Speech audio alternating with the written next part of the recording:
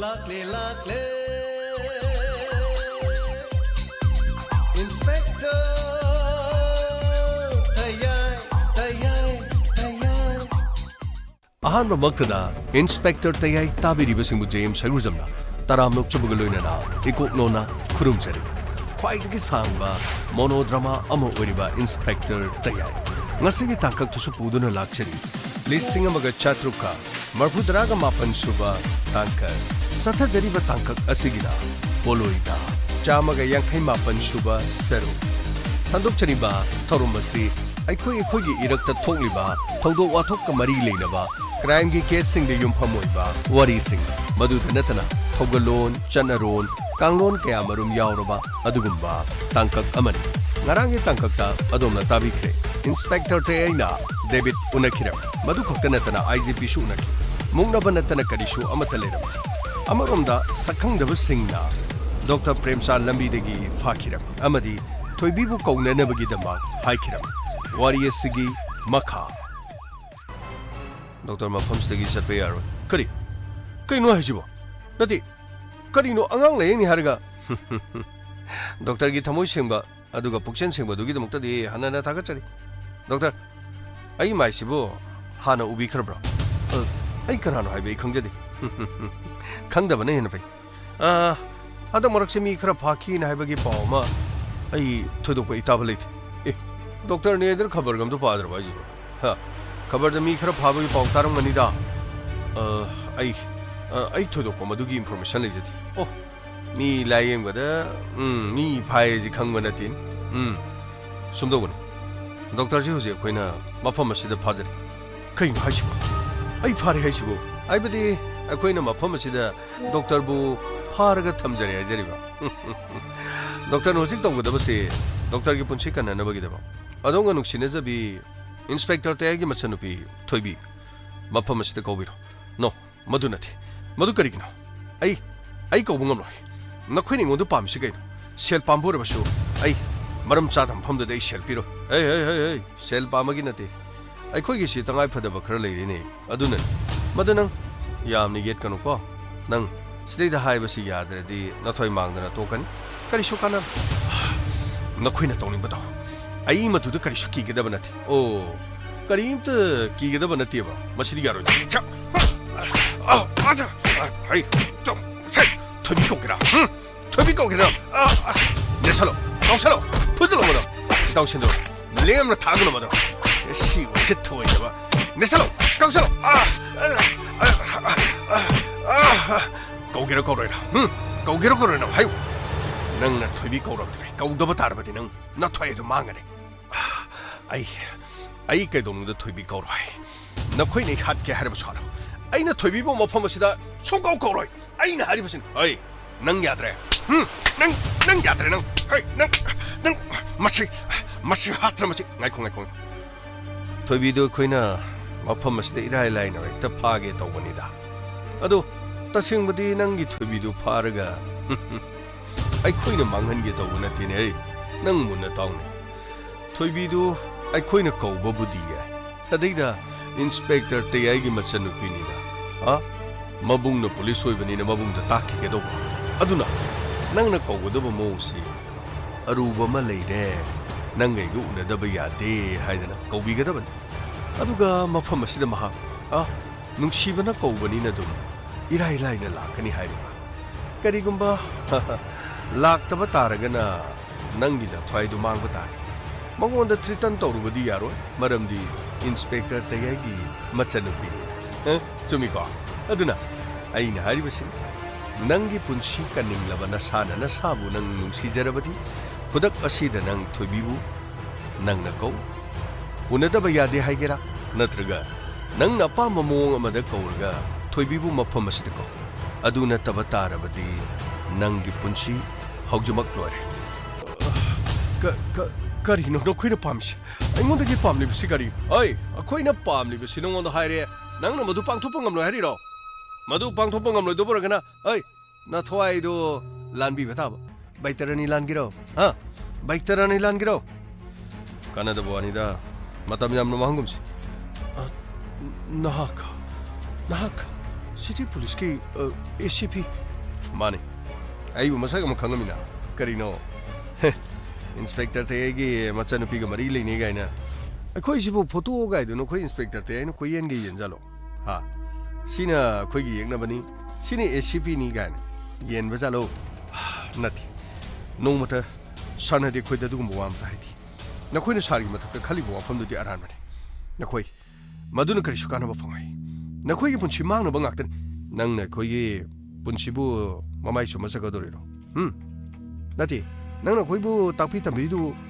काना दो वारिस फोन तो आई मतौ करमना आई नंग फारे खोलेगा ना करीम था हाइबी आबना हेक फारे ने हायरबा अदुरगन सियो नंगी न सादा सिगी नो मै ट्रिगर सी ओरेना सी लोक चिंगागा थमबनी योंस सिना दुम न सादा ओनली वन सिंगल शॉट अदुसु नंगी ना कोक्ता ओरबरसे सियो मधु तोरकन हाय तारगदी नंगना सागी थवाइना लुब्रा नंगी थोइबिना लुब्रा कनाना लुबगी आई मधु सुंगम लाई आई मफम से थोइबिबु कोबा आई सुंगम लो हारिबस अदु ओरेगना नंगना साना सै चाजब तारे आई सी अमुक तो फुजी काबो फुबदुना यारोइदोरि खरे यामना नेलगा कावरगा फगदौनी से कैदौलिनो सिलोसे आई रमेश लाउने खंबा फनी तौजे कदाइदने थौजोगी कदाइद काउगी यंगो आई नंगी दमक्तुसदा फुबिना बोवाटपना नंगी नमांगसे लेसिना उरेदना नसाना नंग अखोइना हाइबे यागे हाइब्रा नत्रगना नसाना याना चैयसी चाजेगे हाइब्रा नंग मुन्ना खल अइना हारिबसी नंग नखोइनि गोंदगी पामलिबसी करिनो नखोइनि गोंद पामलिबसी करि ऐ वादो हंजन हंजन गांगनुने करिगिनो वा हंजन हंजन गांगिबो हा अखोइना पामलिबसी अखोइना हाइबो खुदिमक्ता नंगना थबक थपांग थोकबदुनिने अस्मदो इंगमलो ऐ ngमदो तार चेक चिको निसलो है नखोइ करि येंगनै थगलाव ऐ नंग चचत यावेरो हा फोन मचांग खक तौबो अदु यादि मसे मकोच थुगाय ngako फोन तौगेरा तौरोइरा फोन तौगे हाइब्रो अइना फोन तौरबो सुमादि पुंफम मसिदि अइगी नाक्ता लाव हाइबसे यार अदुगी मथक्ता सिगुम्बा पुंफमदा अइना मंगोंदा फोन अमुक तौथि मागैगा फोन तौनबगी मतम हे नखोइगी फोन तौनबा तौनबदबगे खोइ खंगदिने नंगी न थवाइदु मांगदोरबनिना करिनो नंग यानबदो हाइजन खोजनना तौरदना हा न पुंसिदु लोइगे हाइब्रा नति नंगी फोन तौबगी मतमगा खाइदो खाइजन तौ लेरिबदुबु नंगी सिबदुना लुब्रो नंगी थवाइना लुब्रा नति थोइबिना लुब्रो अमुक्ता कौने करिगिनो नखोइना थोइबिबु मफमसे लाहानिंगि करि मरुंग हौजिक खत चै जाबद गारी अमुक हांगेनेस मसे डॉक्टर ने हाइबबु वाखन नमा यावदिन अदुबुदि मखोइने लेरिबा फिल्डुदगी हेना मखोइ करिमदु उबु नतेन नद्रो ऐ फोन थुनो तो नत्तबा तारबदि नंग अफबोय हौजिक दुमना चै चागराव हौजिक दुमना नंग गाखो ऐ तौजे ऐ फोन तौबु मतमदा नंग मफम असिदा सोइदना लाकदबनी हाइदना नंगना थाजनबा मफम अमा हाइजनगेरा हौजिक लेरिबा मफमसे हाइगदबने हाइबा लेइतेको अदुगने नंगना अखोइना फारे खोले हेक हाइरबा ओरेदना से सिगी नंगोइ ट्रिगर से दुम नकोक्तु दुम खाइजले ऐ मरुसिना दुम काफीनी खंगब्रा मरुसिना काफी ऐ तोरो ऐ नकोइ लांगनुको पायो थोबी ऐ कैदोरगे ऑफिस हलक्त्रिब्रो कैनो ऑफिस हलक्पा मतम यौरे इसा नुंगाइत्रब्रो पेसेंट यामन्दना हॉस्पिटल दुम लेरबो कैनो उंखाइ मुंग लेरगा चलने हाइब्रो कैनो हाइकिदाइने थोबी ऐ इसासि गरा सुम नुंगाइरक्तदना तो फीवर तौगे तौब्रो कैनो मतौ अदुरगा कैनो डॉक्टर नि हिदागुली अमता चाररो हाइरो मी खक्तंग सुम लायेंगा लेरगा याब्रो इसागी नारकपुदसु इसानो होना तारेदना अदु करिनो कयाम कना तौबा फीवर नो हायो से कमाइ तौबनो doctor Toby, nang ngahaktang lakba yagadra. Kadai na noy na laktoy bo. Pungdi thengi kaino. Akoy da dana di mapan thokkono haibadagi akoy di mapan som da thokti. Nahangkay di thongan da su gari dong khamaga leramani. Handakti da dana su thabakto khara phari haibera kaino. Garibudi khamdri. Ado yumdagi di chathokkono na da dana haibani. Hoi Toby. Ado oiraga. Hoi. Hayo. Pajana. Hek go tabatan nang jing kaituyo. Kanano? Tungdo wangangi dobo. Mi atopo wari sanabani. Ai hospital lady. Moi asideda sum kana chaina bagi. Oh, adudi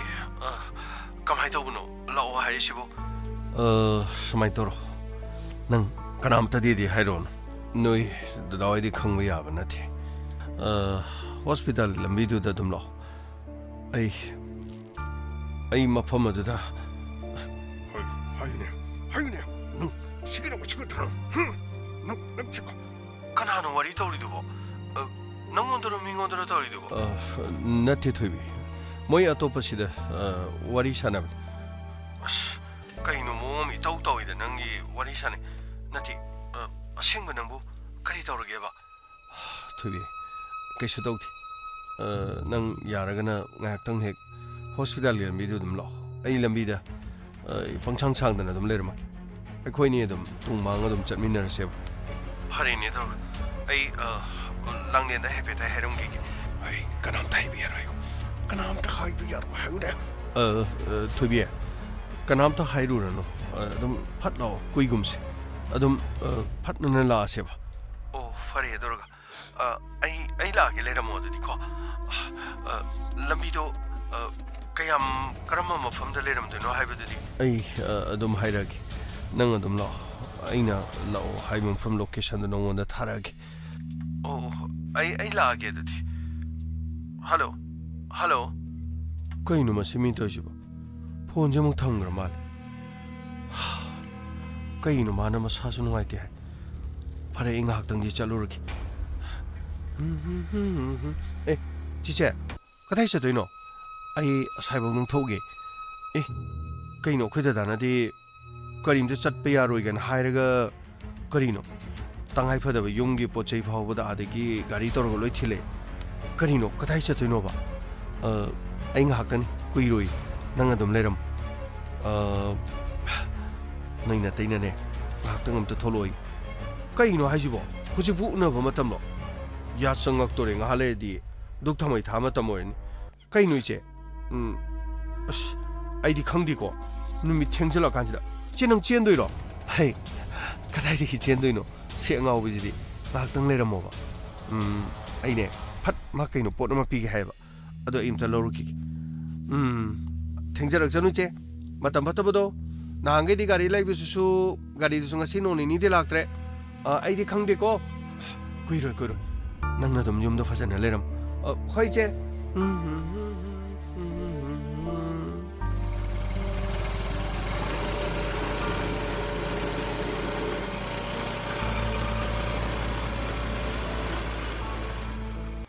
nangna wari sharido mongonda hek ingit phangamba taraba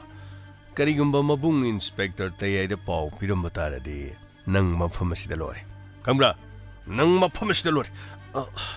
aishu no kuina haibado damak tawribadani adubu maduda kariguma mabungna khangkhiba leiragana madudi aigadi karimito mari leina din ai machi ai amtanga ko sindu popudo furunum tanga ko ai to gesanga ko karigino nangna angang I khigalib singsi mana to kelaw lawrido ai ACP nangna su ai budi munna su khangam adubu si ekoina hariba plan do da nangna yamni pang no wari samni wa law haraga koklo re nang nuksina bani dum laksani nati aina thuibi bu kawri basi nakhoi thuibi bu hat ka doribra natraga thuibi bu nakhoi na ai khoi nupi angang da sopa minati kangra ai khoi nupi angang da khak sopoi tardi smaina nanga phadna khotana nupi phana ru kain tor moi nei kaisu nati ne 코카 피는 시카 아파 마탐다 아이코이는 토닝 범에 깨드 누피 돈 비야이네 아이코이 누피긴 하디 그 슈나다 버테타 테타 누피 영앙이 와도 코이데 상반하디 강라 아이코이기세 와리 khar 사나가다 그나가 와리 토비 파르가 그나가 와리 사나가도리바 인스펙터 때야이가 강라바 인스펙터 때야이 마나 아이코이데 정저를 거도리바시 아타이 마타드나티 마기 이몽 만웅기 미 쇼로 마타 마두 컥타다 마나 아이코이데 정저를 거던 아두나 타바 마탐다디 마기네 하이드노 리포스먼트 레디바 마야 마두가 마기 마뚱디 인바 카마도 스페셜 오이바 카르두가 마두나 나판 카드네 히람마시다 마나 묵트나 아이 망아리 하이드나 도글레 아두부 미야마게 손마도 라이바 아손마도 아이코이 모나카 마게 손마디 마기 이몽 만웅니 그리고마 토비 마팜스트 락타바 따라가디 낭기 오이네디 아파바 숭어이 우르헤이 낭 캉브라세 놈이마 돈을 도비라고 손도 도비요 시바 수기 doctor는 코이나 파이브 시린 잠디 타nga 토번에 코이나 기바 하두가 police 코이나 파이리바 막한 기는 와이싱이시나 나 코이디 시기 마루 막학세 시대기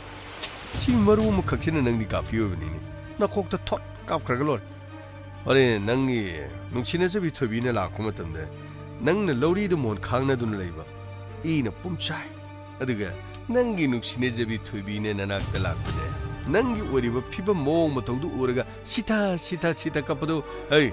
아이코이 얌나디 누가이가니네 에이 하두부 아이코이게 바담니 마두나디 강라브라 마보이 크노로션 게르바디 미국게 야락도 로션 메야바기 아이코이도 로이네 단자 팡크람 아두부 아이코이는 마수 똑저스누 아이코이쇼 그게 도금 톡고 똑이 칼르가도 막 레이봉 악던 아두부 마디 거르신나디 마가 이가 아이니 헤나 링 사우리 마기 마찬누피다 파키 뿐키 하르바디 마나 오너 토이네 칸가더부두 칸게드나 마두드기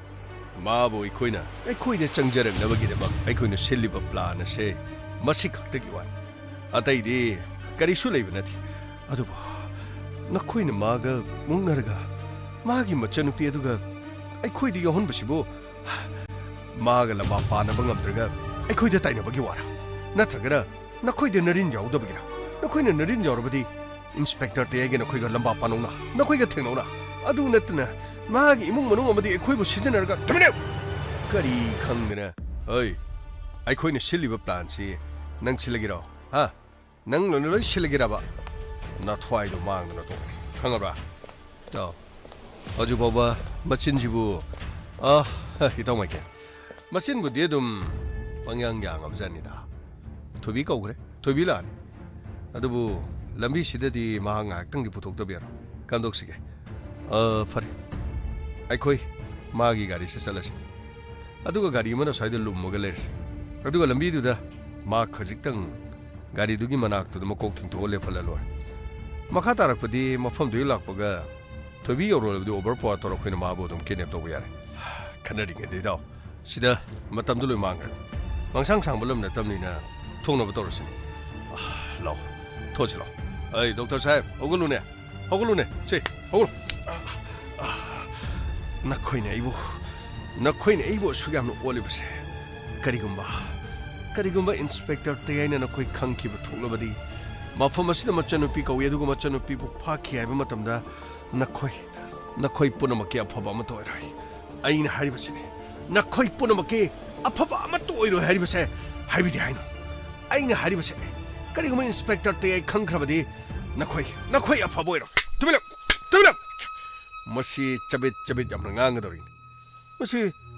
doctor नि सो हाइदुगे हे नंग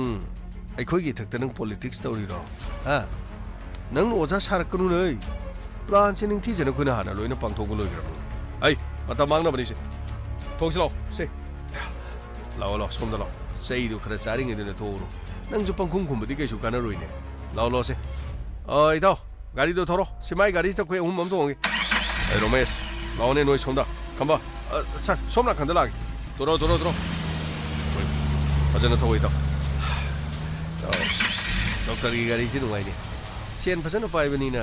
doctor ने थोबो गाड़ी से नुंगाइबा ꯅꯨꯡꯉꯥꯏꯇꯗꯤ ꯀꯩꯅꯣꯅꯦ ꯃꯤꯉꯣꯟꯗꯒꯤ E ꯆꯨꯞꯂꯤꯕ ꯃꯌꯥꯝ ꯂꯧꯔꯤꯕ ꯁꯦꯟ ꯃꯌꯥꯝꯗꯨꯅꯤ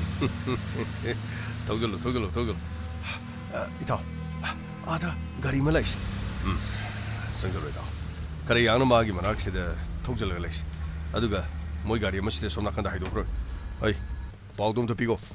ꯐꯅꯤ ꯑꯃ ꯈꯝꯖꯜꯂꯣ ꯏꯇꯥꯎ ꯉꯁꯥꯏꯗꯩ ꯈꯝꯖꯜꯂꯁꯤ ꯁꯤꯗꯩꯗ ꯁꯥꯔ ꯃꯥꯏꯀꯦꯜ ꯍꯣꯏ ꯃꯣꯏ ꯒꯥꯔꯤꯗꯣ ꯊꯩꯗꯣꯛ ꯍꯥꯏꯈ꯭ꯔꯕ ꯅꯠꯇ꯭ꯔꯣ ꯁꯤꯗ ꯃꯃꯥꯡ ꯑꯣꯏꯔꯕꯅ ꯈꯥꯝ ꯌꯥꯔꯦ ꯃꯃꯥꯡ ꯑꯣꯏꯅ ꯈꯥꯝꯃꯅꯤ ꯅꯨꯄꯤꯁꯤ ꯒꯥꯔꯤ ꯁꯣꯟꯅ ꯍꯦꯟꯖꯜꯂꯅꯤ ꯑꯗꯨ ꯃꯈꯥ ꯇꯥꯕꯗꯤ ꯀꯔꯤꯝ ꯈꯜꯂꯨꯔꯁꯤ ꯍꯣꯏ ꯅꯪꯅ ꯀꯣꯛꯇꯨ ꯂꯤꯊꯣ ꯑꯗꯨ ꯀꯔꯤꯒꯨꯝꯕ ꯅꯪꯅ ꯀꯣꯏꯂꯥꯎ ꯂꯥꯎ ꯇꯥꯔꯕ ꯅꯪ ꯁꯤꯔꯦ ꯍꯥꯏꯕꯁꯤ ꯀꯥꯎꯒꯅꯨ ꯌꯥꯔꯒꯗꯤ ꯃꯥꯕꯨ ꯑꯁꯣꯛ ꯑꯄꯟ ꯌꯥꯎꯍꯟꯕꯤꯒꯅꯨ ꯃꯍꯥꯛ ꯑꯗꯨꯝ ꯊꯥꯗꯣꯛꯈ꯭ꯔꯁꯤ ꯅꯈꯣꯏꯅ ꯍꯦꯛ ꯄꯥꯝꯕ ꯖꯥꯠꯇꯣ ꯅꯈꯣꯏꯅ ꯑꯩꯉꯣꯟꯗ ꯀꯔꯤꯅꯣ ꯇꯧꯅꯤꯡꯕꯗꯣ ꯑꯗꯨꯃꯛ ꯇꯧ ꯁꯦꯜ ꯄꯥꯝꯕ꯭ꯔꯥ ꯅꯈꯣꯏ ꯀꯔꯤ ꯄꯥꯝꯕꯒꯦ ꯍꯥꯏꯕꯗꯣ ꯑꯩ ꯇꯨꯃꯤꯟ ꯂꯩꯌꯨꯅꯦ ꯋꯥꯊꯤ ꯋꯥꯔꯦꯝꯗꯣ ꯇꯧꯅꯨꯅꯦ 시기로 시기로 चलो खामो से काम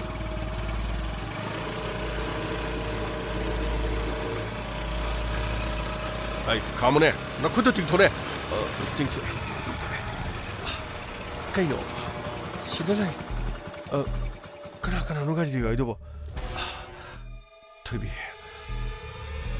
에이보 와로고노 토비 까이노 시모코시 그나 그나 어이 토이비 아마도 그래 랑렌 오 랑렌 토이비 랑렌이 욤들 레오르나 들어 세 너코이 독터가 이거 와리 무사나버니다 아따이시디 이게 민각더니시 토이비 시대도 꿰라오 라오나더나 소펀 야오노도 타복 도고 까인가나 하이브데 있나봐 아두거네 마시무 강 아이코이 너코이데 그리슈 소펀 비바 코이 게임 밤 아두부 그리고만 너코이기 나붕도나 낭부 건발 라오 야드라바 나트라가 마 정저로 하이베 야드라바 아두 이따디 캉디고 하우지기디 너코이 코이기 카스트디 레레 얌생나 하르디 너코이 아이코이나 파리 그리노 너코이나 밤시 그리노 아두가 너코이나 코이기 붕다 너코이나 삼기 리스는 그리기노 아두가 너코이니 붕가 람바 파나 방감들가 아이코이도 머펌 마시다 lamang asina sumna kau tholaga ai thobi upai leita bagini nai kari upai leita ba ayo kari upai leita ba nongsa gi machan nupi kai amom haitare ne thobi kanada bawan iriam lem na gari se ka khal oi laktribo noibo laone changjalo ne romesh nupi masasi gari masasi thobi rokse swai do hundo madi mo gari sigi number digi aduga 마붕 강하이거든나 소외되는 먹기 공부를 리게 하라간 가리세 소외다 마펌 사는 혼동 없어 아두가 가리 시기 만웅 시기 신 만웅 지드나 시기 와일레시마 타데비라 몰라 와일레시다 아이코이나 하이닝 부카라도 하이비야 나는 먹이람 아두가 짜나바 동시 가컬로 토비 가리데 가컬 가나다 보아니고 아이 나사가도 파라가리다 인컷 발랑컷 바 코이 카헤나 똥 아이 코이기디나 아이 코이나 하이브시 인바 팡 아두 오이라버디 나 코이다 카이수 아이엣 파피로 토비 라 자실로 토비 카이노도 떠리시고 카이노다 프렘자 카이노부 떠리시고 아이슈 캉테 아이슈 람비데기 모코인 아이 와리도 아다 사나자로네 까마다 뿌나 탐비가니다 अलग तोंगानगा थमिगेदौ नतेदा पुन्ना थमिगेदा खुता चाद्रबदि नखोयनिगी chain चोंब लुहोंबगी function ने खल्लसु दुम याइदा ओइ नबुंगदु पाव फंगनबा गाड़ी सिमदि स्वाइदे इंथोपिरमनबा अखोय तौर थौरोने गाड़ी दो सिंदो थौजरे यामा थौरो ओइ नखोय सुने लो चनबा तौसिलो ओइ मागी गाड़ी मचादो स्वाइदा चिंग कारक अदुगा मरक्ता वाकीदोकीदो हाबजालंगदम स्टार्ट तौरो फनिगामा लो चसिलो हौजिकति नखोय अनिमक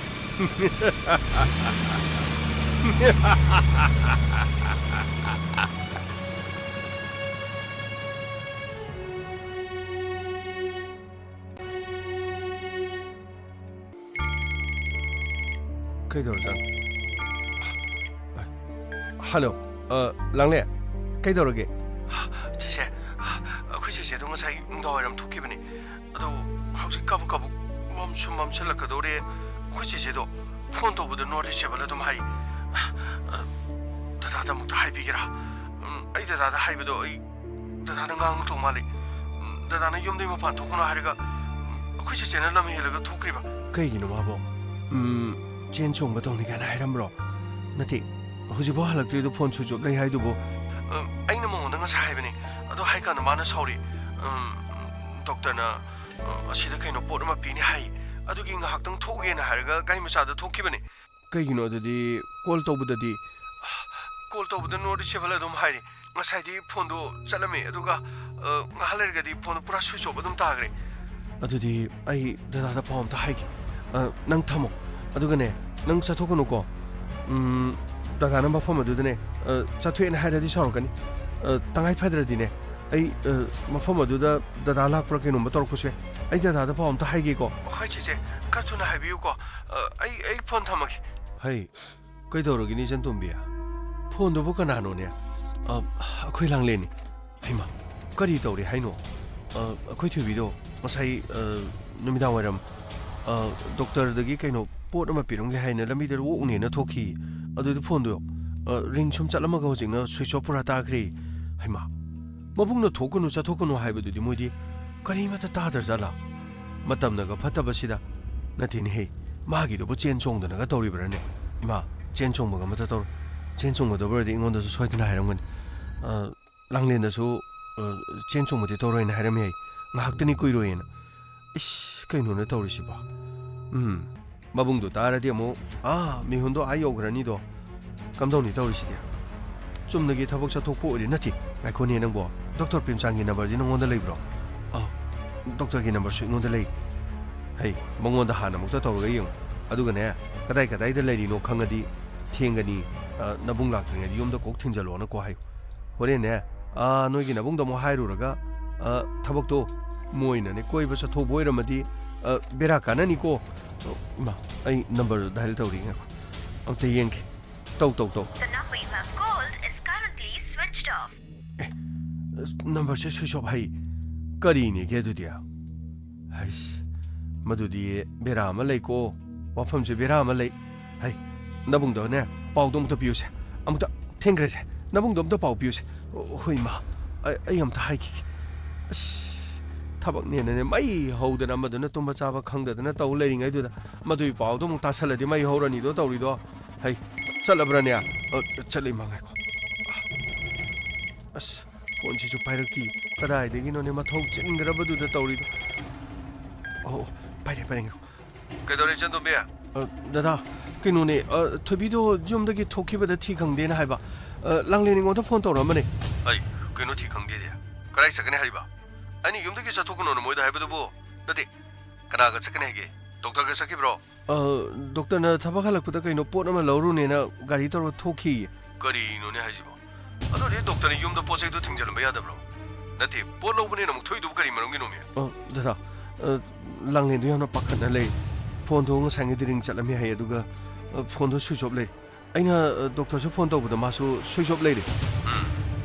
ꯁꯣꯏꯗ꯭ꯔꯦ ꯊꯕꯛꯁꯦ ꯁꯣꯏꯗ꯭ꯔꯦꯕ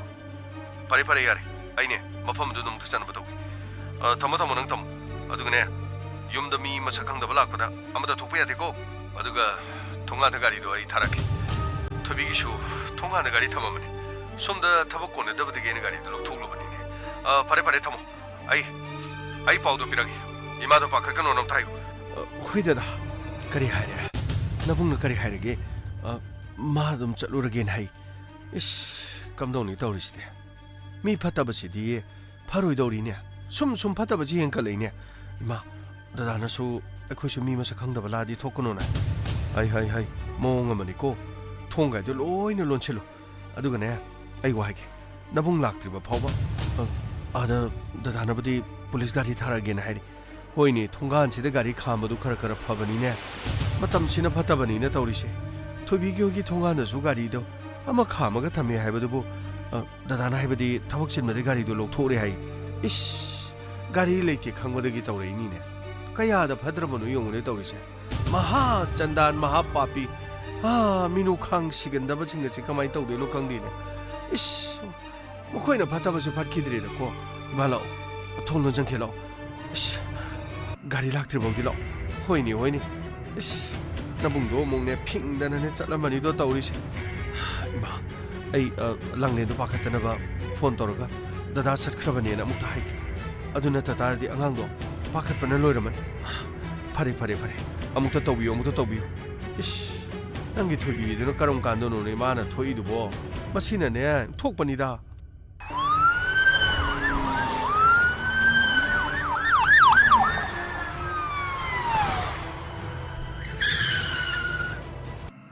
너가자 그리노서 아거이 토비세 nga laita phadok phajin da sa se tom tai sir simoi thonga na gari ma leibu du bo sir thonga an gari do mo kadai da mu sat khajanu sir somna kanda tabak konar tabdagi nangi mi phami pun to to do du gari silok tholu as adu so mai kenjo nan tho ga chat ki ba sir kari no thobi du phari du bo sir IGP ki kanguna IGP kanguna ta dikana to maroi na mai ken sindu aduga hojok su ju thi ba khangdri ba mirot ori ba ACP Suresh Kumar asoba police ki phamam paire ga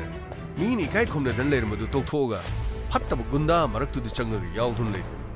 makhoi puna mak loini yarong ne sir koina ngasai ngalinge da IGP ki marak ta challu budu da gi sir khara launa khona ba taw budu da sir ma gi sibu thamoi khara kai gi dina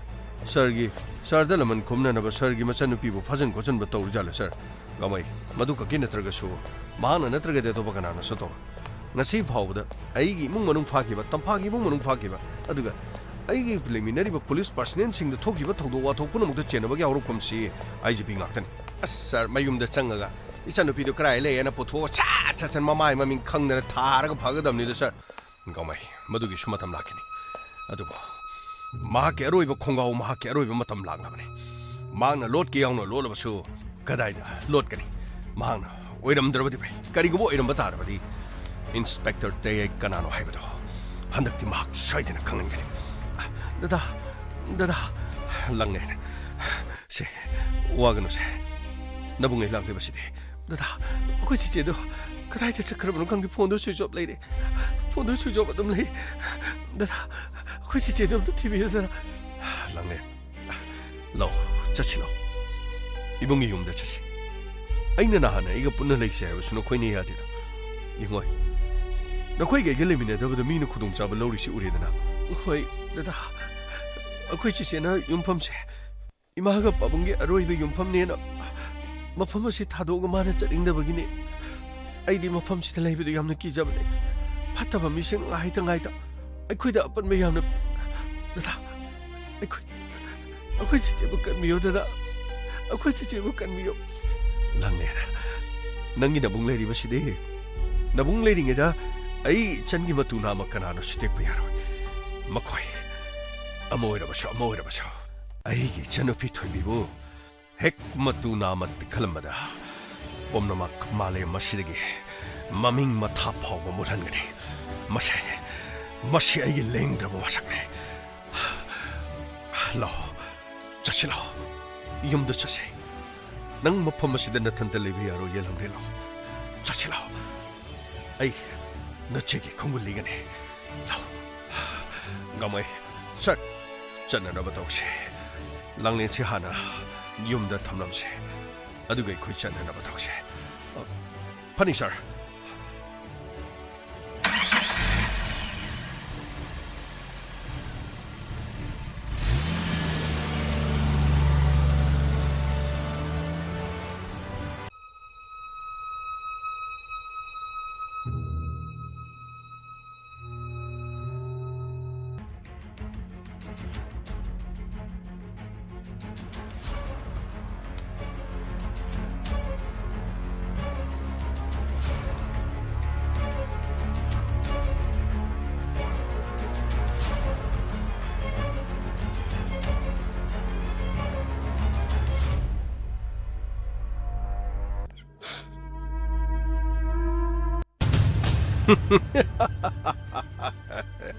Well done, my boy, well done.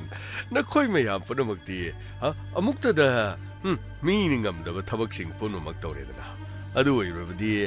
ꯋꯥꯠꯂꯤꯕꯁꯤꯡ ꯑꯗꯨꯁꯨ ꯇꯞꯅ ꯇꯞꯅ ꯀꯧꯁꯤꯜꯂꯣꯗꯅ ꯍꯥ ꯑꯩꯈꯣꯏꯒꯤ ꯃꯐꯝ ꯑꯁꯤꯗꯤ ꯀꯅꯥꯃꯠꯇ ꯈꯪꯗꯕ ꯅꯠꯇ꯭ꯔꯣ ꯁꯥꯔ ꯃꯐꯝ ꯑꯁꯤꯗꯤ ꯂꯥꯏ ꯐꯥꯎꯕꯅ ꯀꯅꯥꯃꯠꯇꯅ ꯈꯪꯅꯔꯣ ꯌꯥꯝꯅ ꯐꯔꯦ ꯑꯗꯨꯗꯤ ꯌꯦꯡꯉꯣꯏ ꯃꯐꯝ ꯑꯁꯤꯗ ꯃꯈꯣꯏ ꯐꯥꯖꯤꯜꯂꯤꯕꯁꯤꯡ ꯁꯥꯔ ꯄꯨꯟꯅ ꯍꯧꯖꯤꯛ ꯐꯥꯎꯕꯗ ꯑꯩꯈꯣꯏꯅ ꯐꯥꯔꯤꯁꯤ ꯃꯤ ꯐꯅꯌꯥꯝ ꯌꯥꯝꯃꯤ ꯕꯣꯕꯣꯟ ꯂꯩꯔꯦ ꯒꯣꯔꯣꯕ ꯂꯩꯔꯦ ꯃꯅꯤ ꯂꯩꯔꯦ ꯑꯗꯨꯒ ꯁꯅꯥꯃꯆꯥ ꯂꯩꯔꯦ ꯁꯟꯖꯩ ꯂꯩꯔꯦ ꯗꯣꯛꯇꯔ ꯄ꯭ꯔꯦꯝꯆꯥꯟ ꯑꯃꯗꯤ ꯊꯣꯏꯕꯤ ꯄꯨꯝꯅꯃꯛꯁꯦ ꯑꯗꯨꯗꯤ ꯐꯅꯌꯥꯝꯗꯤ ꯌꯥꯝꯁꯤꯜꯂꯛꯂꯦ ꯃꯔꯛꯇꯨꯗ ꯙ꯭ꯔꯨꯕꯒ ꯏꯇꯣꯒ ꯑꯃꯔꯒ ꯅꯥꯎꯕꯒꯗꯨꯒ ꯑꯃꯨꯛꯇꯪ ꯌꯥꯎꯖꯔꯗꯤ ꯐꯒꯗꯕꯅꯤ ꯁꯥꯔ ꯃꯗꯨꯒꯤꯗꯃꯛ ꯑꯩꯈꯣꯏ ꯑꯃꯨꯛ ꯈꯣꯡꯖꯥꯟꯅꯅꯕ ꯇꯧꯔꯤ ꯐꯔꯦ ꯃꯥꯏ ꯄꯥꯛꯄ ꯑꯣꯏꯌꯨ ꯄꯨꯝꯅꯃꯛꯇꯣ ꯃꯥꯏ ꯄꯥꯛꯄ ꯑꯣꯏꯌꯨ ꯁꯥꯔ ꯋꯥꯐꯝ ꯑꯃꯅ ꯀꯔꯤꯅꯣ ꯁꯥꯔ ꯋꯥꯀꯤ ꯇꯣꯀꯤ ꯑꯃꯈꯛꯇꯪꯗꯤ ꯊꯝꯖꯔꯝꯕꯅꯤ ꯀꯗꯥꯏꯗ ꯊꯣꯏꯕꯤꯒꯤ ꯃꯥꯒꯤ ꯒꯥꯔꯤ ꯃꯅꯨꯡꯗ ꯀꯔꯤꯒꯤ ꯁꯥꯔ ꯎꯄꯥꯏ ꯂꯩꯇ꯭ꯔꯕ ꯏꯟꯁꯄꯦꯛꯇꯔ ꯇꯌꯥꯏꯅ ꯃꯆꯟꯅꯨꯄꯤꯕꯨ ꯎꯅꯤꯡꯕꯗꯒꯤ ꯂꯥꯡꯇꯛꯅꯅ ꯃꯍꯥꯛꯅ ꯈꯧꯔꯥꯡꯅ ꯑꯣꯛ ꯈꯣꯡꯗꯨꯅ ꯀꯞꯂꯛꯄ ꯃꯇꯝ ꯃꯗꯨꯗ ꯑꯩꯈꯣꯏꯅ ꯍꯥꯏꯐꯦꯠꯇꯪ ꯁꯦꯠꯇꯨꯗ ꯍꯥꯏꯐꯦꯠꯇꯪ ꯇꯣꯛꯁꯤꯟꯕꯤꯔꯒ ꯃꯥꯕꯨ ꯆꯪꯖꯔꯛꯎ ꯃꯥꯒꯤ ꯃꯆꯟꯅꯨꯄꯤ ꯇꯦꯛꯇ ꯀꯥꯏꯗꯅ ꯂꯩ ꯍꯥꯏꯗꯅ ꯑꯗꯨꯒ ꯁꯨꯝꯅꯇꯪꯒꯤ ꯃꯍꯥꯛ ꯈꯛꯇꯪ ꯁꯥꯔ ꯃꯁꯤꯃꯇꯪ ꯃꯗꯨꯒꯤ ꯄ꯭ꯂꯥꯟꯗꯨꯗꯤ ꯑꯔꯨꯕ ꯄ꯭ꯂꯥꯟ ꯑꯣꯏꯒꯅꯤ ꯋꯥꯈꯜ ꯈꯟꯊꯔꯒ ꯊꯕꯛ ꯇꯧꯁꯤ ꯌꯦꯡꯉꯣꯏ ꯁꯣꯏꯕ ꯆꯣꯞꯄ ꯌꯥꯕ ꯃꯇꯝ ꯅꯠꯇꯦꯅꯦ ꯑꯁꯨꯛ ꯐꯖꯅ ꯁꯤꯜꯂꯛꯂꯤꯕ ꯄ꯭ꯂꯥꯟ ꯑꯁꯤ ꯑꯔꯦꯝꯕꯗ ꯃꯥꯡꯈꯤꯒꯅꯤꯅꯦ ꯃꯥꯡꯍꯟꯕ ꯌꯥꯕ ꯅꯠꯇꯦꯅꯦ ꯁꯥꯔ ꯃꯗꯨ ꯄꯨꯝꯅꯃꯛꯇꯤ ꯁꯥꯔꯗ ꯁꯤꯟꯅꯖꯔꯦ ꯍꯧꯖꯤꯛꯀꯤꯗꯤ ꯑꯩꯈꯣꯏ ꯆꯠꯆꯅꯕ ꯇꯧꯖꯔꯨꯈꯤꯒꯦ ꯐꯔꯦ ꯌꯦꯡꯉꯣꯏ ꯄꯨꯝꯅꯃꯛꯁꯤꯡꯗꯨ ꯃꯥꯏ ꯄꯥꯛꯅ ꯑꯃꯨꯛꯇꯪ ꯄꯥꯡꯊꯣꯛꯁꯤ ꯑꯗꯨꯗꯒꯤꯗꯤ ꯄꯨꯂꯞ ꯄꯩꯔꯦ ꯍꯥꯏꯔꯦꯔꯒ ꯃꯩ ꯍꯥꯠꯇꯣꯛꯀꯗꯕꯅꯤ ꯏꯆꯥꯒꯤ ꯂꯃꯟ ꯁꯤꯡꯒꯗꯧꯔꯤꯕꯅꯤ ꯑꯗꯨꯒ ꯏꯟꯁꯄꯦꯛꯇꯔ ꯇꯌꯥꯏꯕꯨ ꯃꯐꯝ ꯑꯗꯨꯗ ꯑꯆꯥꯛꯄ ꯃꯩꯔꯤ ꯂꯛ ꯑꯗꯨꯗ ꯃꯃꯤꯠ ꯄꯦꯟꯅ ꯌꯦꯡꯍꯜꯂꯒ ꯃꯥꯅ ꯑꯣꯟ ꯊꯣꯏꯅ ꯈꯥꯡꯕꯗꯨꯅꯤ ꯑꯩꯅ ꯏꯆꯥ ꯀꯥꯏꯅꯕꯒꯤ ꯃꯩꯆꯥꯛ ꯑꯩꯅ ꯈꯥꯡꯒꯗꯧꯔꯤꯕꯁꯦ ꯑꯗꯨꯒ ꯅꯈꯣꯏ ꯉꯝꯂꯕꯗꯤ DSP ꯇꯝꯐꯥ ꯑꯗꯨꯒ SP ꯑꯗꯨꯒ DGP ꯐꯥꯎꯕꯅ ꯃꯊꯃꯣꯏ ꯆꯥꯛꯀꯗꯕ ꯊꯣꯡꯗꯨ ꯅꯈꯣꯏ ꯇꯧꯒꯗꯕꯅꯤ ꯑꯗꯨꯕꯨ ꯅꯈꯣꯏꯅ ꯐꯥꯔꯛꯄ ꯄꯨꯂꯛꯄ ꯃꯇꯝꯗ ꯑꯇꯩ ꯉꯝꯗ꯭ꯔꯕꯁꯨ ꯏꯟꯁꯄꯦꯛꯇꯔ ꯇꯌꯥꯏ ꯃꯐꯝꯁꯦ ꯆꯪꯖꯅꯕ ꯍꯣꯠꯅꯒꯗꯕꯅꯤ ꯐꯒꯅꯤ ꯁꯥꯔ ꯑꯩꯈꯣꯏ ꯄꯨꯝꯅꯃꯛ ꯉꯝꯅꯕ ꯍꯣꯠꯅꯖꯒꯦ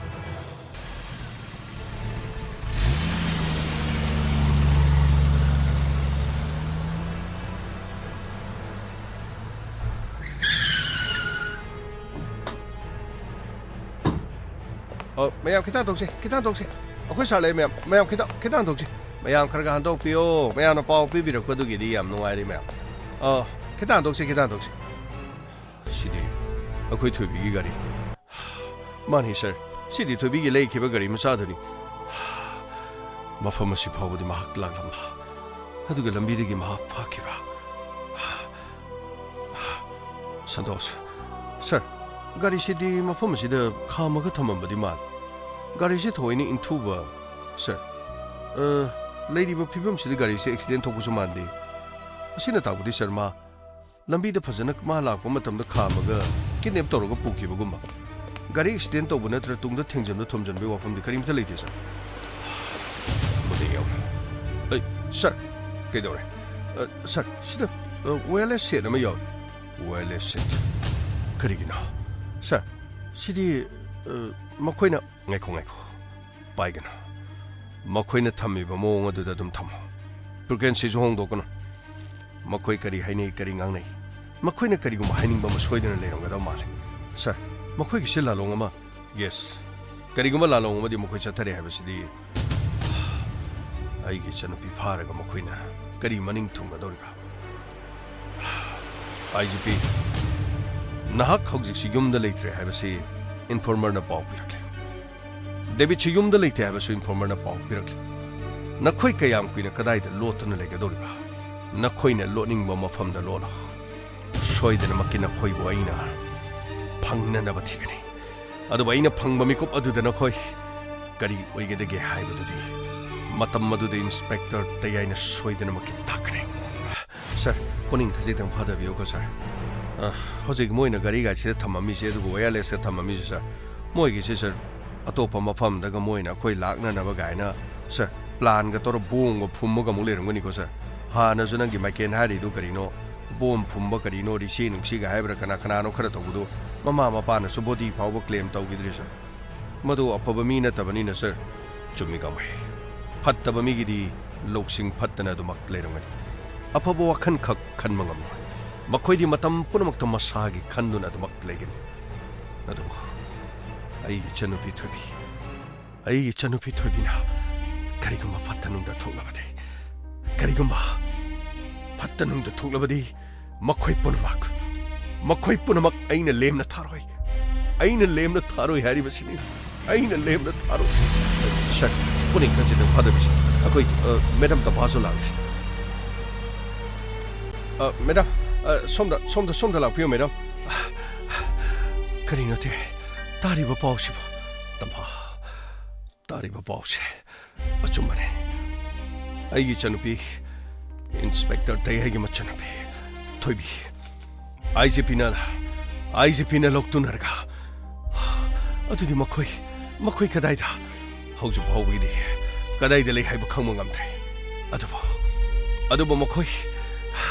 मखोइ फंगननबा थिगनि तंबा ते अदुदि मखोइ गाड़ी सिदा वायरलेस सेट अमा मफम सिदा थमलमले अदु वायरलेस सेट असिना मखोइना मफम सिदा कोइदे करी हाइनिंगलिबा मसिना मखोइना अखोइदे करी येंबा तारे ते अदुदि होजिक मखोइबु कदाइदा तंबा मखोइ कदाइदा लेरि हाइबा खोइ चपसाना खंद्रे अदुबु मखोइना वायरलेस सेट अमा थमलमलिबा सि करी हाइरकदोरिबनो अखोइ येंबगी मथौस तारे आइना पाउ लौबा मतमदा आईजीपी सुमयुमदा लेथ्रे डेविड सुमयुमदा लेथ्रे मखोइ पुनमक युम थादोलगा लोइने चटख्रे करी हाइबा युम थादोलगा लोइ चटख्रे हाइबा माने मखोइ अरोइबा खुंगाउ अमगिदमक मखोइ अखोइदा अरोइबा सिंगनरमलगा मखोइ चटख्रे अदुबो तंफा मखोइ अमता Lemna थारोइ मखोइ अमता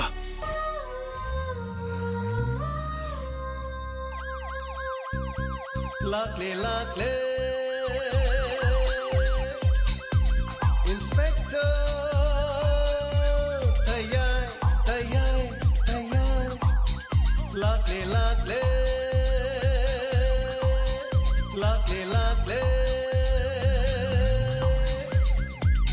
Inspector Tayai Uthanaba Kanbinaba. Thank you, sir. Welcome. Uthanaba. Kanbinaba. Inspector. Tayai. Lakle. Inspector. Tayai.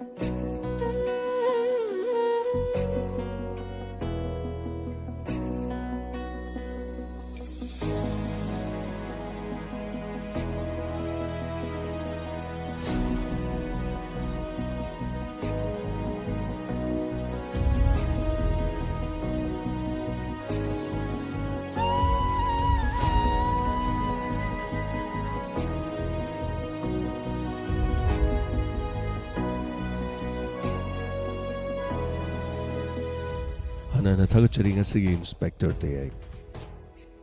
Lising Amaga Chatruk Kamarbudraga Mapan Shubatankak. Haying this special program Matang Shu Tentakpa Haibatai Haying Si Tamjagi Mayam Tormasigi the Mukta Donor Obi Puksen Chawa Mio any Uzipovi Tolokre. Adana special program Tamjagi Lising Amaga Chatre Shubagi the Mak Aduga Poloida Hariba Wari Sigishu Mai Horani Haitare Polo Shudum Polo or Kaduni Adana. Panamaputaka Chari Hanana, Asigi Toromosida Soruga, Biri Poponamaduga, birthday from Magolo, Katangahan by the Map. Happy birthday, MD Akil Singa, son of MD Amjad Khan and BM Ruhida Urmi. Many happy returns of the day. Nungairaba Maponumina Lakpada Pabaya Paba Wirasun, Punchinung Sang Borsun. MD Amjad Khan, family Sigi. Donor members so ibibani aduga apaba yapaba ichagi punchigi marek mangal leina leiba ngamba chama oibo rasunu mai sing nusit kodong tiba punumak ngakthok pidana matam punumak ta lana chanbiba oirasunu dumatik chama mi mo oidana palem patogi Siba Todana Levakia Pava Tabakia Tobo Sunu, Sigoma Mapono mit Singlang than a Panto Poor Sunu Iden. Sembiva Mapogima from the Alagima from the Nijeri. Many happy returns of the day, MD Akil Singa. See what he come to Vivagi, what he Tabiraga Pivirokva, feedback, comment, Karatentana. Pazagi. I think but the Tumbayada, but Inspector Te Tadrimaki Tumbayada Bayam. Lebiri Bisingbo, Hanana Tagacheri, the support to be upon a Mapuana Tagacheri, Poloida Haribo Wari Sigaroiba, Tankak Tanja Yoxelang. And then Panamapusu Tagacheri, Poloida Haribo Wari Simatang Tonganba, socially choosing, do the Umpamoy Wari Paring, Soidena, Mayam Damulan Toxerake, Hanana Tagacheri, Panamak, the Warisi Loidri, Poloida Siloigadore. Tabarakanesha Takachariana Nadu Jayanta Kumar Zajenta Delhi the Giana Takachari, Torums the Yobi Bagidama, Sosilokram Takachari, Lysram in the Kumar Mete Takachari, Manja Pamuba Takachari Hanana, Ranbir One came Takachari, Bimola Konsham Takachari, Brajasuri Takalchambam, Memsayum Lembam Takachari, and Alatan Pasakri Warita Pirakpa, Sanamaso Lysram Takachari Hanana. What is he packs his own the night and illusion of one of the Wava way? Chito, Comjan Tassan Bapunamakaitare, what is them Tasala and Haitare Matami Pishochim Matamji Chapchan and Bohuna with the Haitare. Thank you so much, Anana. Binoy saying Pajaraba, Wai Fajaba, Konzer Galuin and Aponamapuva Kaloxing, Baby Riba, Nazim Sutagachari and Takpiri, Tagachari was a Binoy saying. Pazaba Pazana Yang Biba, Fazana Tabiba, Fazana Ubiba, Hibasisu, Atoiba Magula Mani Hibatai, Paneam Nequina Faneam Haisanu, Tabiga Dori Baduna Fazana Tabidraba, Fazana Ubidraba, Fazana Loxan Bida Tardi, Quigitana Pomzekidon the lake. Adana Hijeriba, Sinjariba Punamak, Matel Duda, Mahau Lena, Aduga Magul Lena, Loxan Biriba, Lokat Biriba, Hibatai, Adugita Mutasukai Komnazari. Hanana Takachari Mutum Langlimbi Wari Yamna Nungsi Tobiga Swingam Humbiga no Tapide. Yes, Aroi the Tiner and yes, don't come near. Kana lazy Davana Tobida Dana. Tayagi emotion, soak never tabuk amatoro creatuna. Tayai may hogre haitare.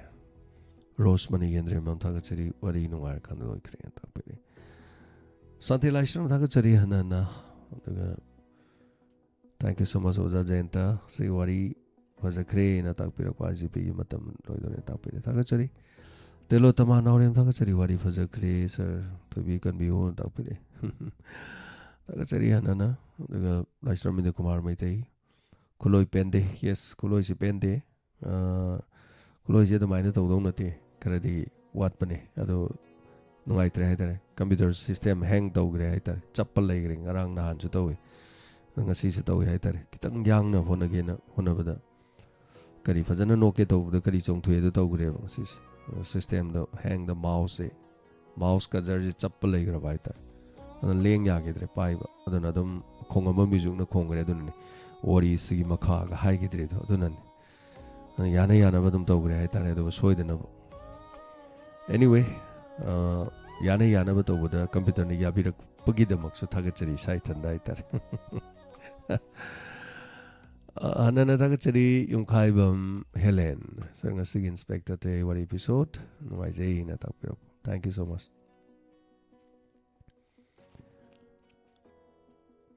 Razip haiba or male Razip thoiba ga thoibi ga doctor ga na yuman lalin suma koi ga lekhra daini kanai na leidi no leite da kanai di yaukri no Razip ki wari du bo lohong gi dri doctor am ta kanap ta lohong dri yumban badong na tai do kamai na tari no wari du khangdre Razip na hai wari ju chumro mayam lohong gre hai jibo karam kan karam episode to lohong gi ge khangdre lohong dri kadai de lohong den soro khaibam evem sa thagachari but thole du tawre do medam evem sa ji comment am ta e hai ta bro but ki makhut se ta hai galakane mai but makhut hai galo but hai gat kera lam ta thang ji ki but to hai gat kera hai galo thagachari anana imamani tombe sem thagachari adaga manglem ba senglei okay id se pa ba ngai ta bai tare id loi samjana lei base ko somna nati ko ina jai YouTube na mi maming se chum nam ta thon re @toroga mai thok pasin nungai ta bai tare pa ba se ta yumna oi samjan ma ngau bai tare phane am bu pa ba hina re hoji budi ko Rani Bala le sang them ga je pulap samjan give ji me nam ta jat Rani Bala na thambiro marak to deha sam thambiro hai fen la kenom thamaga dorti yare anyway Janliza tagachari fajana singnari aroi ba kongau yes tagachari da mayam yaw biri ba nungsi bi ba ta biri sing loi kai kom nazari aduga Bikram sanasam haidura sana sama hai ba kenom e anyway tagachari ko yaw bi ba gi da mayam no nungsi bi na ta bi ba na khuisi yob ngam jari ban adu Rambi Santi Panamak Thagachari Karai Ming ID se loina en mantatre Manja Pamu bagi ID se marom phajari ba Madam Ningthau Khong Ibeman Thagachari Gita Chandam Thagachari Thank you Matum lang lembi Pada bi yaw drama Bot o kari o pikthan yaw re dana Kadai chakre okay Ai haji ne to mangi Bem cha thola du but ke but ngak ta ngai dong ne but mayam je nu gyam ta message ka thi khang dre but mayam je tholo ko kai nu wai bu I di du but ngak ta thola le ju gyam ta di toinu athok pam thoi be bu kan biu but marak te gin hai do ga nei pa rei se comments thank you so much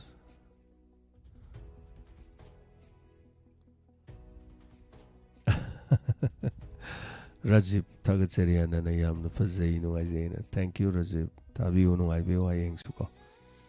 aduga emina se matang as thi ba khang re bot marak ta napi marak ta gi ke no hanga maru thi zap manare bot marak ta comment thi ba si do re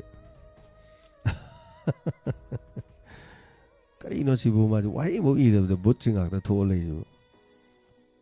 kyam ta de bot marak ta hanga maru thi re to Tokcharage som the Facebook to impajarak Indubala Devi Thagachari happy birthday Akel Senga tapire Kamnam Santibala happy birthday tapire Dhananjoy Kangabam thank you so much Indubala Devi Usam Susila Thagachari Hanana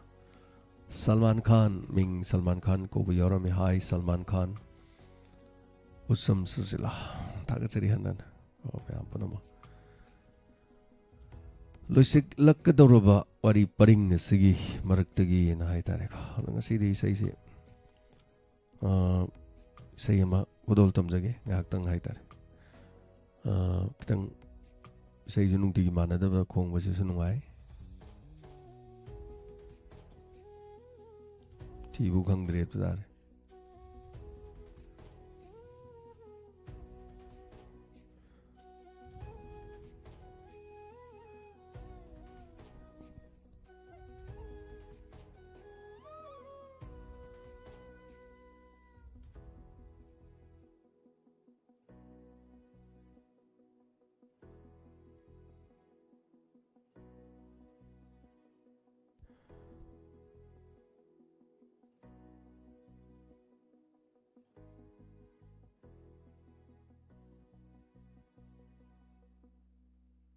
खुदोल तमजरी पुनमक ताबिरिब Singh कदोक जबैसै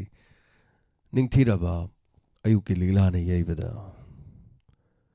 madam Nandini ने Biba inspector तेगी चही मंगा सुरुकपगी function नंगननबगीदमक संतोषना सक्की विषय अमदा युमफम ओरगा पुथुकचबा खुदोल तमजरी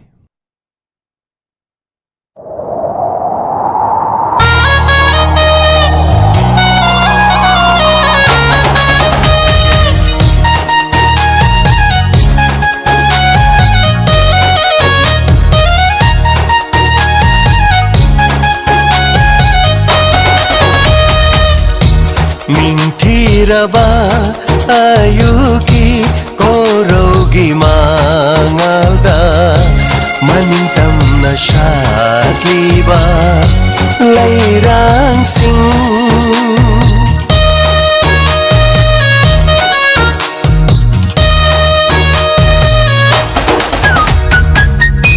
Mintiraba ayuki korogi mangalda manintam na shakliba lairang sing yengluraga tamoy ase lantak na hali ningsing hali tamhoravi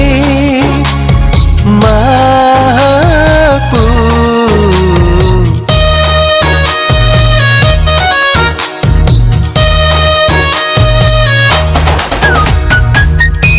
Mintiraba ayuki korogi mangalda manintam na shakliba lairang sing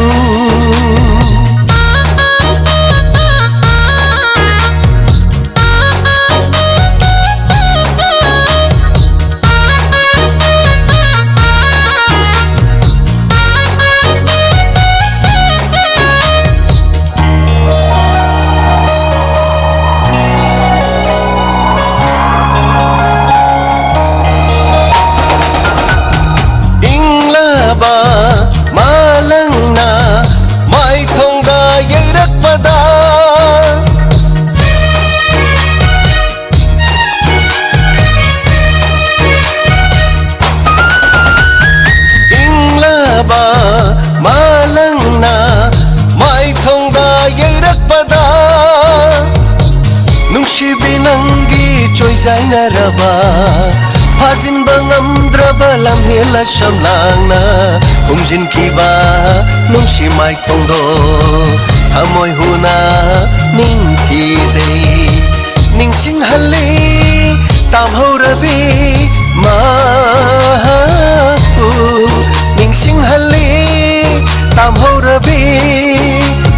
mahu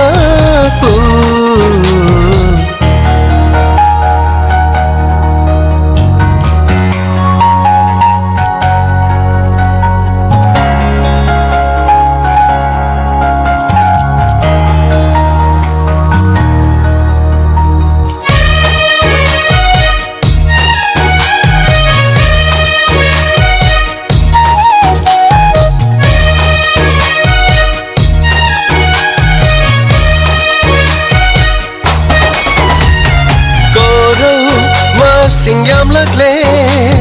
mung sibi lam helaba aigi thamo la kanungda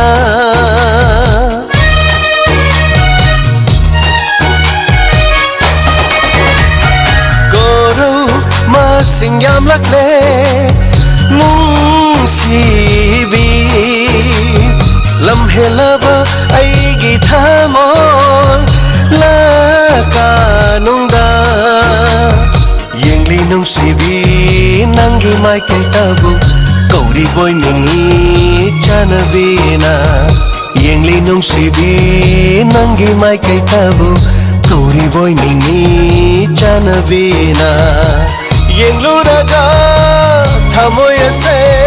lagtak na halli ningsing halli tamhorabi mapu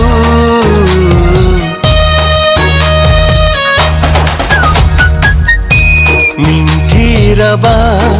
ayuki borogi mangalda maningtam na shatliba lairang sing yengluraga thamoy se lagtak na halli ningsing halli tamhorabi mapu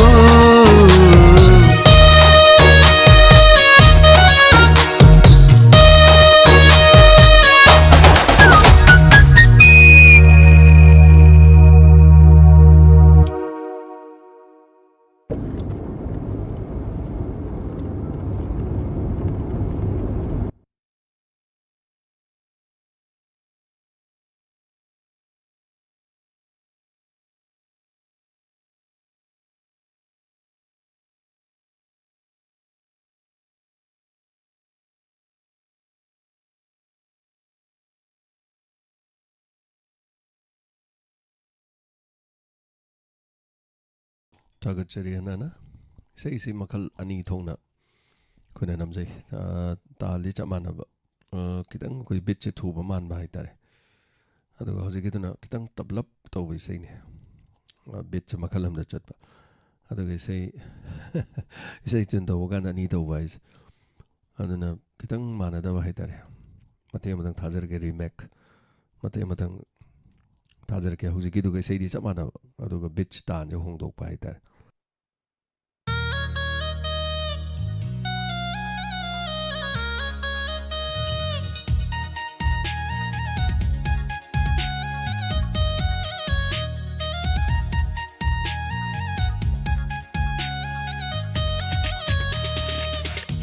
mintiraba ayuki korogi mangalda maningtam na shatliba lairang sing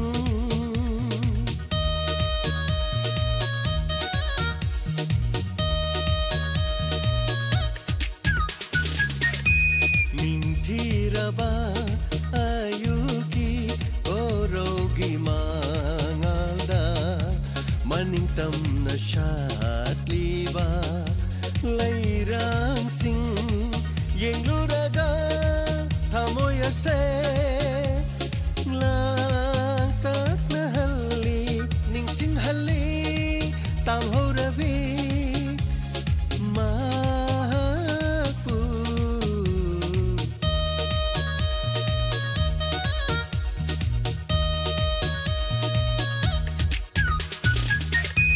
mintiraba ayuki korogi mangalda maningtam na shatliba lairang sing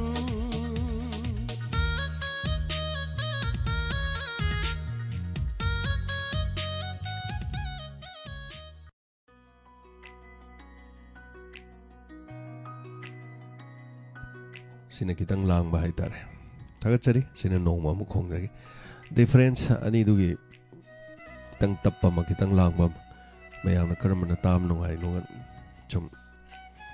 khanjaning bani thank you so much Tagachari hanana ibem sa soro khaibam message ibire Tagachari adune ma dumaina message khara iradi phaiba do but haigat padi toktri phone jama se but ngak te yaw bajan emoji se but na yam sum namadi but ngak ta thok pane al mayam na lei ga nami ba khuba ka nami je sum nam gar di lei ngak ta thok pane deiwani ta nok se na phagi tawun Hari Priya Karbam thank you so much Tombi Macha Matum Thagachari Yaubiriba Punamak Aduga thank you so much Niru Dreams hai Burmal sound yadri hai kadai dano sound yadri si boibo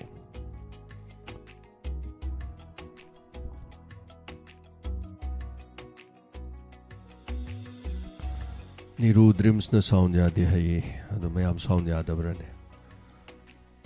kasu tawdi sidadi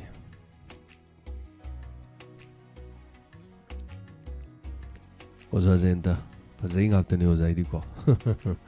thank you so much Thagachari Anand Diamond TV Plus ta akhoi chacharuba khwathong chaluba gi video su thagachare aduga ngasigi naurim thong da chaluba aduga koi nomaina panba ngang macha du gi haitare lupa lising yang khai pangjaru re sini mayam koi mayam punchanar di ngamdaba leite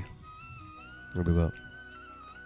ngang gi punchi du da tholiba thodok to khuna nungai je da bagi haitare as a human being haitare mi oiba ma oina nungai je da badu gi koi radio